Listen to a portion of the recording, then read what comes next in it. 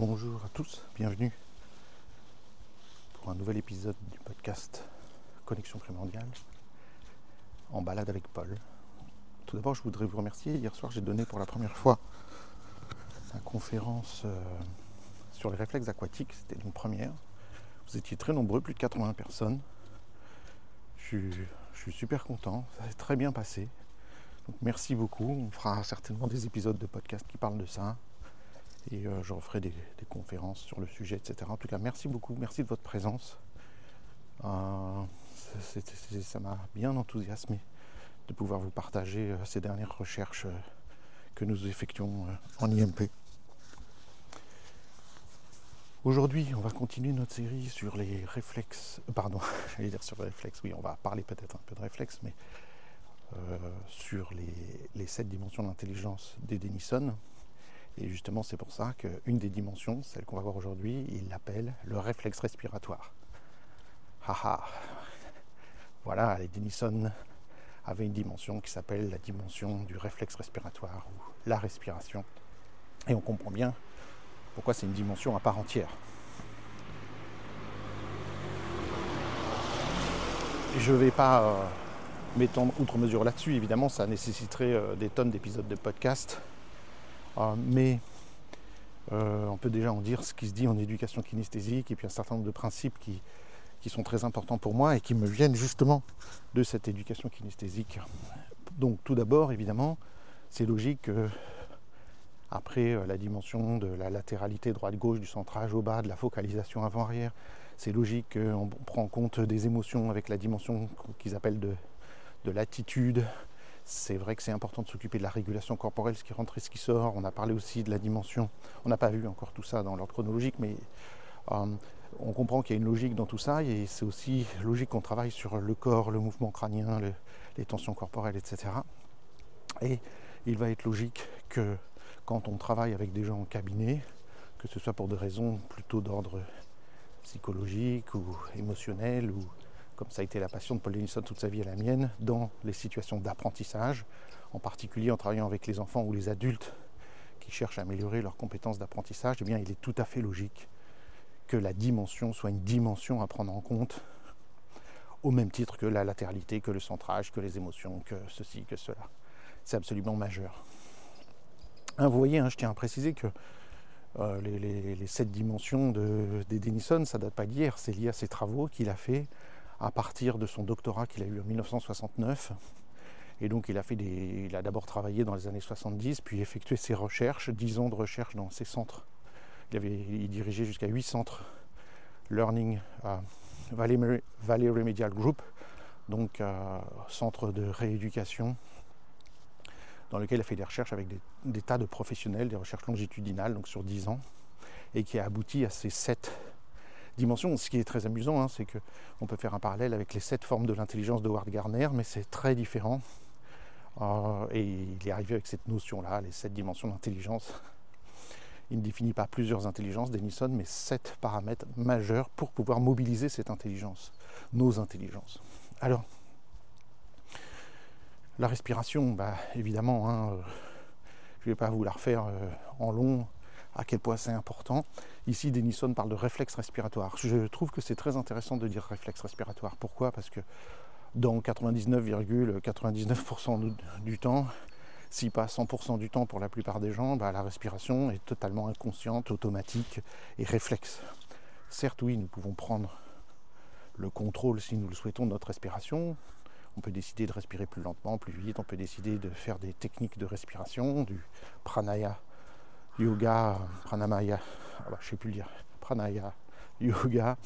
On peut faire des techniques d'apnée, on peut faire de la relaxation, on peut faire des tas de choses. On va modifier notre respiration, mais en dehors de ces moments-là, on respire de manière automatique. Et il n'est pas exceptionnel de passer des journées sans avoir pensé du tout, sans avoir fait d'exercice de respiration et penser à respirer consciemment.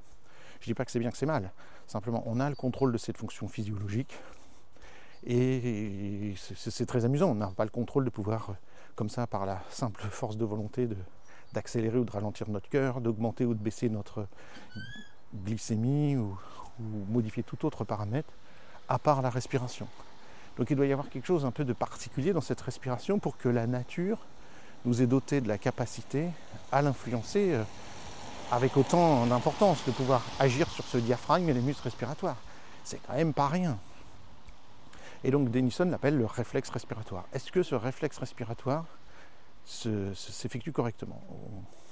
On a tendance à dire que, souvent j'entends les professionnels qui disent les gens ne savent pas respirer, les gens ne savent pas respirer, les gens bloquent leur respiration, etc. Que ce soit des orthophonistes, des kinés, des psychologues, des profs de yoga ou d'arts martiaux, ils disent les gens ils ne savent pas respirer, ils bloquent leur respiration, etc. Il y a des tas de professionnels comme Bernadette de Gasquet ou d'autres qui ont beaucoup parlé de la respiration. J'ai beaucoup aimé les livres aussi de Blandine Calais-Germain sur le sujet. Voilà. Alors, je veux juste me concentrer sur la manière dont c'est abordé en éducation kinesthésique. On dit donc souvent que les gens ne savent pas respirer, puis on donne souvent comme exemple le bébé. On dit regardez, le bébé il respire bien, sa respiration est ample et abdominale. Et c'est vrai. Alors je ne suis pas 100% d'accord qu'il faut toujours observer les bébés, dans le sens où le bébé n'a pas la même posture, il n'a pas les mêmes courbures vertébrales, il ne marche pas encore debout, donc il n'a pas le même système postural, et donc on ne peut pas comparer, je pense, à 100% les fonctionnements d'un bébé et le nôtre. Mais néanmoins, j'ai envie de dire, si le bébé respire si librement et si pleinement, ce qui est indéniable, ma raison d'être, c'est pas parce qu'il a conscience de sa respiration et qu'il active volontairement sa respiration, non, elle est entièrement réflexe, c'est parce qu'il est libre de tension au niveau corporel. Évidemment, quand le bébé a une tension, une douleur ou quoi, il l'exprime violemment par des cris extrêmement vitupérants, et sa respiration est affectée à ce moment-là, et les pleurs sont extrêmement forts. Mais au départ, il n'a pas de tension. Dès qu'il a une tension psychique, il va l'évacuer il va l'exprimer en tout cas, mais il n'a pas encore accumulé. Alors, bon, c'est peut-être de moins en moins vrai. Il y a des bébés qui naissent avec des tensions de plus en plus aujourd'hui, dues à tout un tas de choses que j'ai évoquées dans la dimension des os crâniens, la dimension du rythme. Donc écoutez cet épisode, je ne vais pas le refaire parce que je parle beaucoup des bébés, de toutes les tensions qu'il peuvent y avoir au niveau de la naissance et de la vie fœtale, etc.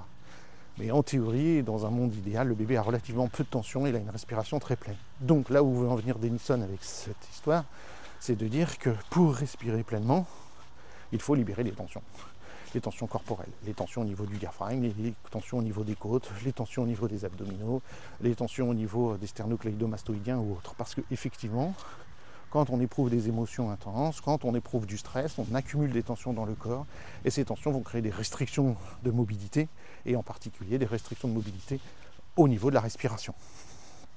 Et donc, avant d'enseigner ce qu'on ne fait quasiment pas en éducation kinesthésique ou même en IMP, même si on va bientôt ajouter un nouveau séminaire où il y aura beaucoup de choses là, au niveau de la respiration, mais avant d'enseigner des techniques de respiration, qu'elles soient ici du yoga, du monde de l'apnée, des techniques, des thérapies comportementales et cognitives, etc. Avant d'enseigner tout ça, l'idée de Denison, c'est de dire il faut libérer les tensions.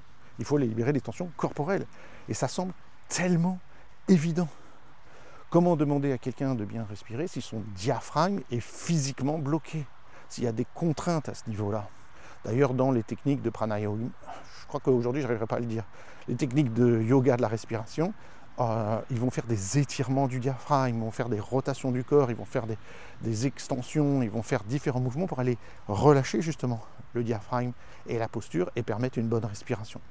Et bien c'est sur ce principe-là, on n'oublie pas que Denison était dans les années 70 en Californie, là où est arrivé le yoga et toutes les techniques corporelles qui ont déferlé sur les États-Unis et l'Europe, donc avec la révolution culturelle, puis toutes les techniques qui venaient d'Asie et d'Inde, de Chine, etc. Donc Denison était véritablement au cœur, dans le sens, non pas dans le sens où il était acteur de ça, mais il a bénéficié de cela, ce qui lui a permis, on pourrait dire, de combiner le meilleur de l'Orient et de l'Occident chez lui pour créer son approche à l'éducation kinesthésique. Donc, il faut libérer les tensions. Donc, qu'est-ce que va proposer, qu'est-ce qu'on va y avoir en éducation kinesthésique pour libérer les tensions? Bien, avant tout, une technique dite de rééducation du mouvement. Denison a travaillé avec un un spécialiste du sport qui a créé une approche, alors qui s'appelle Frank Mahoney. Il a créé une approche après, je tiens à le souligner, avoir travaillé avec Paul Denison, qu'il a appelé Hypertonics. C'est un jeu de mots, hyper, ton X.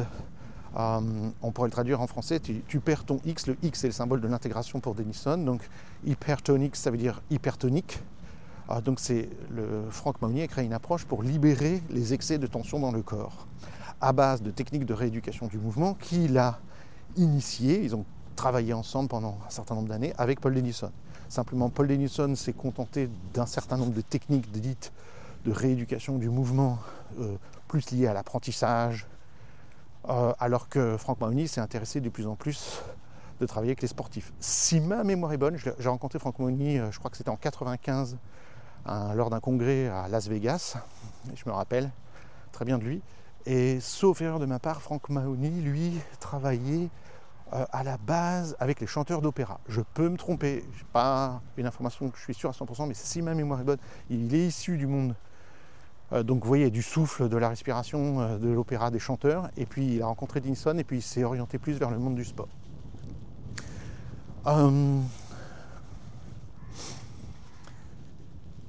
Dans ces techniques de rééducation du mouvement, il y a des techniques qui sont des techniques qu'on pourrait aujourd'hui dire des techniques myofaciales, qui vont aller libérer les tensions logées au niveau du pied, au niveau du mollet, au niveau de la nuque, etc. Partout où les tensions viennent se loger, ou pour employer le terme denisonien, où le réflexe de protection vient se loger pour aller le libérer et libérer les réactions de stress liées à la dimension de la focalisation, liées à la dimension structurelle des os du crâne, etc.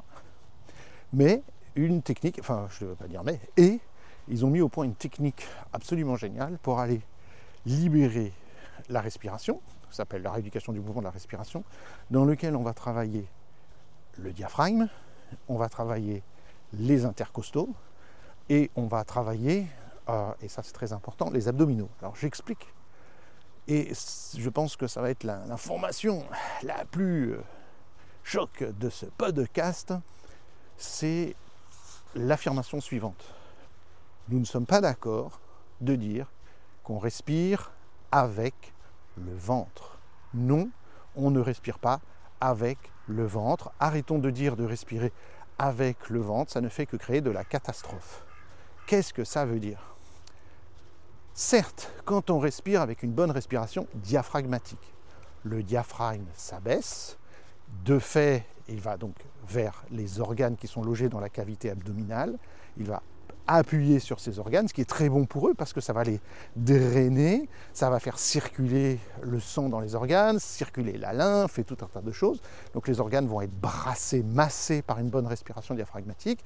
Et comme en dessous des organes, il y a le bassin, et que le bassin c'est un os et qui ne peut pas bouger, ça va aussi avoir une action sur le plancher pelvien en dessous, parce que les organes sont soutenus par ça, donc il va y avoir une synchronisation entre le plancher pelvien et le diaphragme, mais surtout, de l'espace va se faire au niveau du ventre par devant. Autrement dit, le fait que le ventre se gonfle, c'est une conséquence de l'abaissement du diaphragme. Alors oui, le ventre se gonfle, mais on ne respire pas avec le ventre. Et là, ce n'est pas une subtilité, c'est absolument majeur d'avoir le bon vocabulaire. Parce que si on dit aux gens « gonflez votre ventre », qu'est-ce qui se passe 9 fois sur 10 ?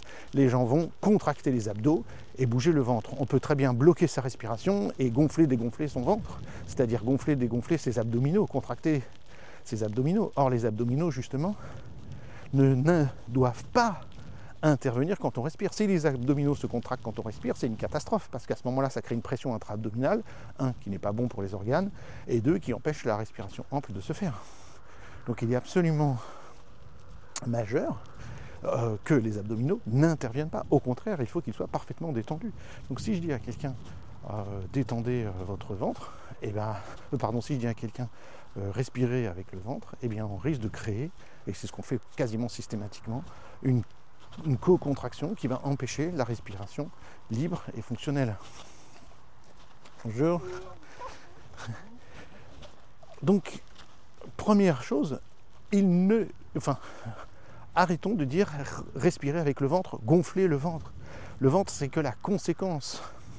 Et ça a des répercussions absolument délétères parce que les gens associent cette idée de « il faut que je gonfle mon ventre » alors que du coup ils vont plus se concentrer sur la cage thoracique. Et excusez-moi, anatomiquement, la respiration se passe au niveau de la cage thoracique, du diaphragme qui est en bas de la cage thoracique, des intercostaux, et ça va remonter jusqu'en haut si nécessaire avec les scalènes qui sont des muscles à la base du cou et qui vont élever les premières côtes pour permettre une respiration complète. Donc on entend souvent c'est mal de faire la respiration thoracique, il faut faire la respiration abdominale. Ça encore c'est une hérésie et c'est de la folie. Une respiration complète implique 3 étages, implique l'abdomen, le diaphragme qui va gonfler l'abdomen, implique les côtes et implique tout en haut la partie supérieure des côtes. Donc quand je dis ça implique les côtes, ça implique les intercostaux, ça active les intercostaux et puis jusqu'en haut les muscles scalènes. Donc c'est triple niveau si on peut dire. Et ça c'est hyper important. Donc arrêtons de dire s'il vous plaît gonflez votre ventre ou respirez avec votre ventre car on ne respire pas avec le ventre. Dans certains cas exceptionnels, si on fait un expire forcé, si on veut vraiment souffler à la fond, et les derniers, alors dans certains cas, les abdominaux vont se contracter pour expulser les dernières gouttes d'air et aider le diaphragme à remonter. Mais c'est vraiment exceptionnel. Et en tout cas, certainement pas à l'inspiration. Donc, l'idée de Denison ici est absolument géniale. Qu'est-ce qu'on va faire dans cette technique de rééducation du mouvement? Et c'est quelque chose qu'on enseigne depuis toujours, enfin pas depuis toujours, depuis les tout débuts de l'IMP et qui est majeur. Je crois que j'ai introduit cette technique en 2013, l'IMP a été créé en 2011 et j'ai introduit les techniques de rééducation du mouvement parce que c'était pour moi plus possible d'enseigner l'IMP sans enseigner ces techniques qui étaient majeures et que je continue à utiliser dans mon cabinet énormément. Voilà, en 2013 je crois. Peut-être en 2012, mais enfin 2013. On va aller physiquement libérer le diaphragme par une sorte de massage du diaphragme. On va pouvoir un peu placer nos pouces, nos doigts sous nos côtes et aller un peu libérer le diaphragme. Ça, c'est quelque chose qu'on retrouve en yoga, qu'on retrouve dans pas mal de techniques, d'aller masser et libérer le diaphragme humain. Premier temps. Second temps, on va aller libérer tous les intercostaux avec nos doigts. On va aller, c'est pas un massage, on va aller étirer les intercostaux, donc libérer les tensions qu'on accumule au niveau de la cage thoracique. On va aller libérer le fascia qui se retrouve aussi au niveau du sternum et sur lequel il y a des insertions musculaires qui participent à la respiration. Enfin, du moins, s'il y a des restrictions à ce niveau-là, la respiration va être entravée, donc il faut s'en occuper.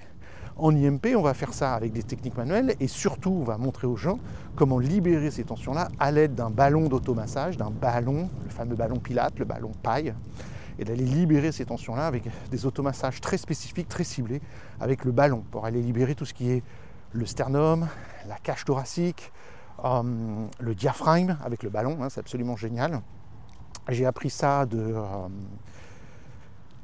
la papesse des automassages qui s'appelle Jill Miller.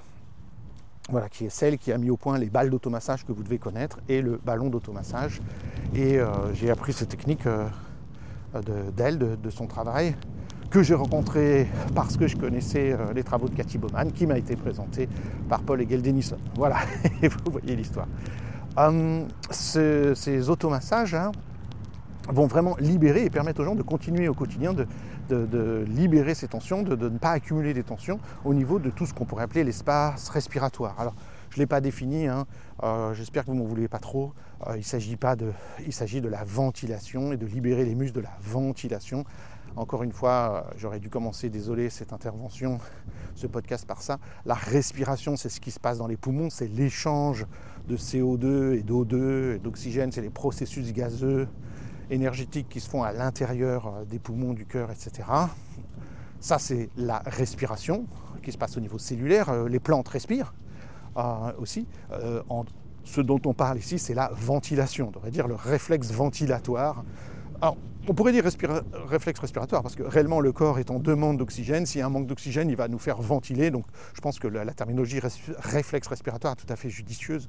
En revanche, tout ce que je viens de parler, c'est d'aller libérer le système ventilatoire. Donc on va voir ces techniques de libération du système ventilatoire dans un premier temps. Dans un second temps, une fois qu'on a commencé à libérer ces tensions, ces excès de tension au niveau du diaphragme, des intercostaux, de tout l'espace respiratoire. Et je précise, on va le faire devant le corps, sur les côtés du corps et dans le dos, puisque la cage thoracique fait tout le tour de notre corps, c'est le cas de le dire. La cage thoracique, il faut aller libérer, et le diaphragme aussi, devant, sur les côtés, et le diaphragme derrière, on ne peut pas, mais en revanche, on peut aller libérer les intercostaux jusque dans le dos. Donc on va faire tout le tour. À ce moment-là, on a libéré tout l'espace ventilatoire et on va pouvoir faire une technique qui est absolument géniale. Alors, bon, ce n'est pas le but de décrire ici précisément la technique, mais c'est qu'on va en quelque sorte demander aux gens de désactiver leurs abdominaux par une technique particulière et ensuite de respirer profondément avec le diaphragme. C'est-à-dire qu'on va, comment on pourrait dire ça, désancrer l'habitude qui a pu être prise de gonfler le ventre volontairement, d'activer les abdos quand on cherche à respirer. Donc il va y avoir une technique de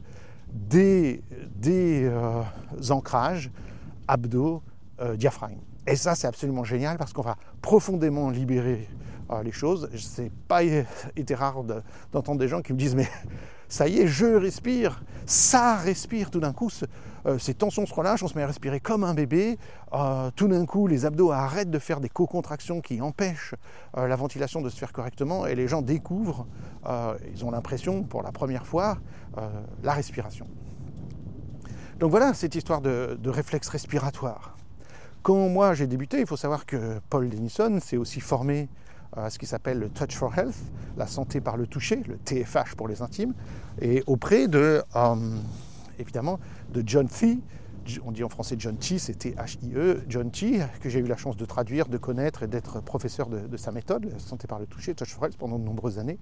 Après être devenu professeur de Brain Gym, je suis devenu professeur de Touch for Health, et j'ai eu la chance de rencontrer plusieurs fois John Thie aux États-Unis, en France, et de le traduire, en Belgique surtout. Je ne crois pas que j'ai rencontré en France. En Belgique, je travaillais avec lui, etc., d'échanger beaucoup. Et John Thie, à l'époque, son évaluation... Alors John Thie, c'est un médecin chiropracteur. Aux États-Unis, les chiropracteurs, à son époque, avaient un statut de médecin. Donc c'était un médecin chiropracteur. Et John Thie évaluait systématiquement la respiration. Il faisait partie de ses observations de base. Et la manière de l'évaluer au départ, c'est c'est un truc de chiro d'aller évaluer le tonus du diaphragme en allant palper sous les côtes, donc ça, ok. Et 2, de demander aux gens de bloquer leur respiration pendant 1 minute. C'est-à-dire qu'à l'époque, quand moi j'ai fait les premiers cours, j'ai dû devenir prof de Touch for Health en 94 ou 95. C'est sûr qu'en 95 j'y étais, donc en 93 ou 94. Et à l'époque, entre guillemets, test de base, c'était de dire aux gens, bloquez votre respiration. Et on estimait qu'une personne en bonne santé était capable de retenir sans aucune difficulté sa respiration pendant 1 minute. Et il se trouve que quelques années plus tard, le barème a changé et c'est devenu 30 secondes. Et que vous vous rendez compte, en 10 ans, on a perdu 30 secondes parce qu'on estimait que personne n'y arrive, ce qui est de la folie. Parce qu'1 minute devrait être un problème pour personne, que ce soit des plus petits ou des plus grands ou des personnes âgées, on devrait être capable de retenir notre respiration 1 minute sans aucun problème. Ça, c'est pour la petite histoire. Donc voilà, ensuite Paul Denison propose tout simplement de faire de la respiration en étant détendu. Il parle de respiration évidemment abdominale, ventrale. On a une respiration ventrale, on ne respire pas par le ventre, mais quand la respiration est libre, le ventre se gonfle évidemment. Conséquence et pas cause. Et donc ce qu'il préconise, c'est une première chose qu'il faisait, c'est tout simplement de faire allonger les gens, de mettre un livre sur le ventre et d'observer que le livre bouge quand on respire, et puis ensuite de mettre les mains sur le ventre pour le sentir soi-même. Et très souvent, justement, c'était plutôt de mettre une main sur le ventre, une main sur les côtes, et d'observer que ça passe de l'une à l'autre et de l'autre à l'une quand on expire. Donc voilà. Pour terminer, je dirais qu'il y a à chaque fois, pour chaque dimension, les Denison ont donné un petit nom. Parce que réflexe respiratoire, c'est pas très parlant pour les gens. La dimension de la respiration, chez les Denison, s'appelle, le mot-clé, c'est vitalité. On avait vu que pour les tensions corporelles, les os du crâne, etc., le mot-clé, c'était rythme. Pour la dimension de la focalisation, le mot-clé, c'est compréhension. Pour la dimension du centrage, c'est organisation. Et bien ici, pour la respiration, le mot-clé, c'est vitalité. Et j'aime beaucoup ce mot, vitalité. Parce que, évidemment, pour nous, pour tous les êtres vivants, la respiration, encore une fois, les plantes respirent, les cellules respirent, tout ce qui est vivant respire. Les pierres ne respirent pas, mais tout ce qui est vivant va respirer. Il y a des échanges chimiques, des échanges gazeux. Et donc c'est ce qui donne finalement, d'une certaine manière, la vie, la vitalité, la vie et échange avec son environnement extérieur, sous forme gazeuse, avec chez nous des échanges O2, oxygène, CO2. Et voilà, et j'aime beaucoup ça, c'est-à-dire que quand quelqu'un vient nous voir et se plaint de manquer d'énergie, de vitalité, d'avoir du mal à se concentrer, de fatigue, etc., il est évident qu'il faut penser à la respiration et d'observer la respiration, d'observer le tonus du diaphragme, d'observer la liberté de la cage thoracique à respirer et d'observer la capacité de rétention respiratoire. Je veux juste terminer en disant ceci. Aujourd'hui, les médecins ont mis en évidence ce qu'on appelle le volume expiratoire maximum en une seconde, VEM1. Ce VEM1, c'est un des tests les plus efficaces qu'on ait pour évaluer les risques de mortalité d'une personne et son manque de vitalité, justement. C'est un appareil qui s'appelle un spiromètre, ça coûte une 50aine d'euros. J'en ai un lors des formations, vous pourrez l'essayer si vous voulez, où on demande à la personne de prendre une grande inspire et de souffler par la bouche dans un petit tuyau le plus fort possible, et on observe combien de litres d'air sont expulsés en une seconde. Et il se trouve que ça prouve la force et la vitalité du diaphragme et de la capacité à expirer fortement. Il se trouve que c'est le paramètre qui scientifiquement a été validé par de multiples études, qui est un des paramètres les plus fiables pour évaluer le niveau de vitalité d'une personne et le risque de décès prématuré. Évidemment, on comprend bien que s'il y a un quelconque problème au niveau du corps, ça va affecter notre capacité respiratoire, et que si celle-ci s'en trouve diminuée, eh bien c'est pas un bon prognostic.